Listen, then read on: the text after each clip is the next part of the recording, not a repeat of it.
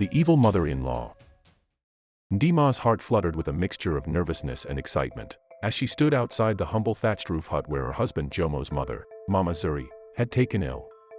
Jomo had informed her of his mother's deteriorating health, prompting her to offer assistance and care. Mama Zuri had been a distant figure in Dima's life. She had never met Dima formally, and from what Jomo had shared, Mama Zuri had strong opinions about the kind of woman her son should marry. She had envisioned someone rooted deeply in tradition, someone who would seamlessly fit into their way of life. As Ndima entered the dimly lit hut, she found Mama Zuri lying on a straw mat, beads of sweat glistening on her forehead. The air was heavy with the scent of herbs and smoky incense. Ndima approached her with a warm smile, eager to extend a hand of care and compassion. "Good afternoon, Mama Zuri," Ndima greeted respectfully, kneeling beside her. "I'm Dima, Jomo's wife. I'm here to help and care for you." Mama Zuri's eyes, weary and guarded, examined Ndima from head to toe.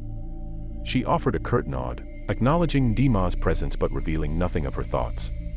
Ndima, undeterred by the lukewarm reception, continued, "I've brought some herbal tea that might help with your illness.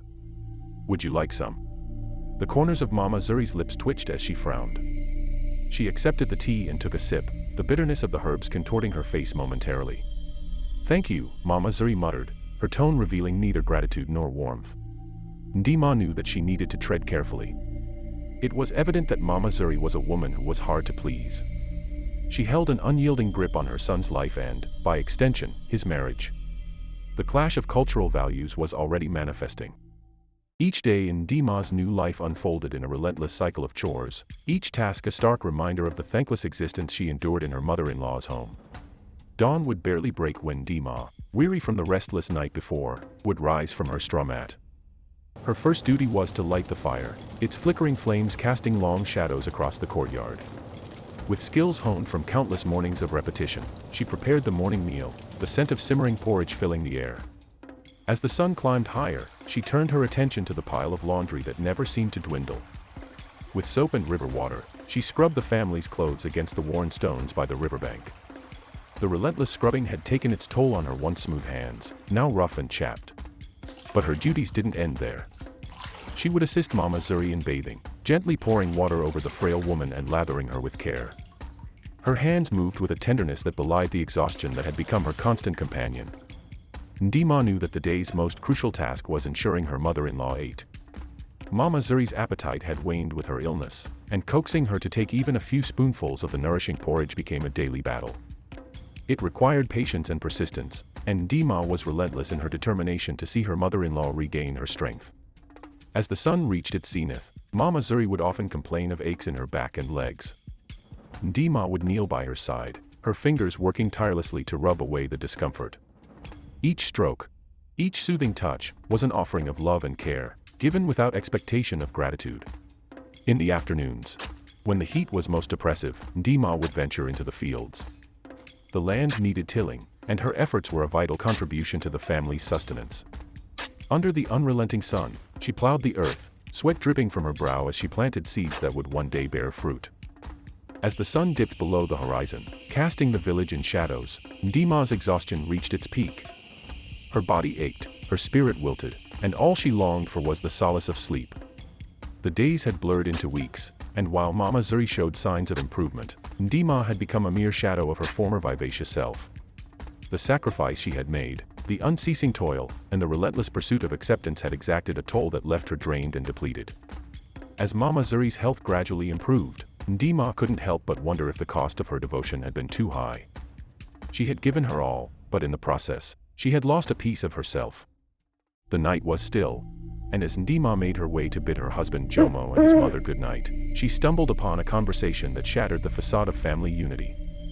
The hushed tones were a stark contrast to the usual laughter that echoed through the compound, and curiosity got the best of her. She concealed herself in the shadows, straining to hear the words being exchanged. "I will never accept her as my daughter-in-law. She is not my choice," Mama Zuri's voice, though whispered, carried a weight of finality. Ndima's heart pounded in her chest as she strained to listen further. Jomo's voice was equally hushed, urging his mother to keep her voice down. "Please, Mama, lower your voice. We don't want the whole village to hear." But Mama Zuri was unyielding. "This is my house, Jomo, and I will raise my voice if I want to. I want her gone." Ndima's breath caught in her throat as the words hung in the air. She had known Mama Zuri's disapproval, but the depth of her rejection was a harsh revelation. Tears welled up in her eyes as she retreated to her room, her heart heavy with the knowledge that her efforts had been in vain. She gazed at herself in the mirror, her reflection distorted by the tears that streaked down her cheeks. It was in that moment that she knew she had to choose herself. That night, Dima hardly slept. The next morning, she awoke well past dawn. Jomo had left for work, and the silence in the house felt like a rare luxury. As she opened her door, she was met by Mama Zuri, who was about to knock. Ndima could see the anger in Mama Zuri's eyes, and her voice trembled with rage as she scolded Ndima for neglecting her duties that morning. But Ndima smiled, a newfound resolve in her eyes. The words being spoken to her no longer held power over her. "I'm sorry, Mama Zuri," she began in a calm voice. "I was just on my way to inform you that I am leaving today, back to my own home. It seems you are now well, and it is time for me to make my way back."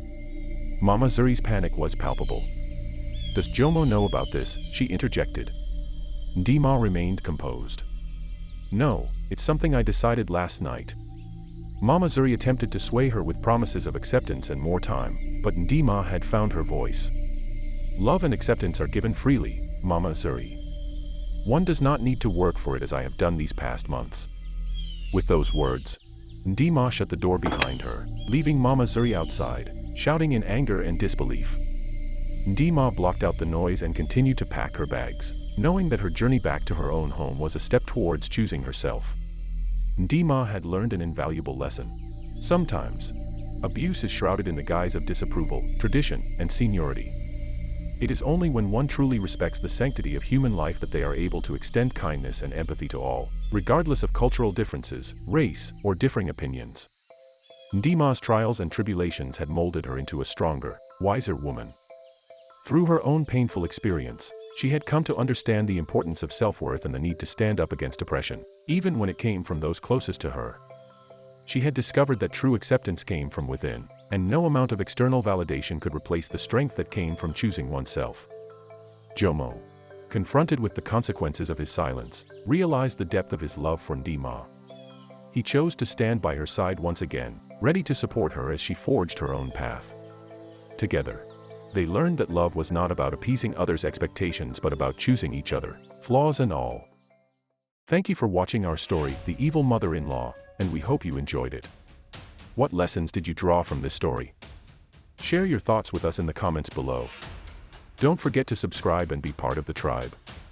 Thank you for watching The Tales of the Savannah. We will see you next time, in the Savannah.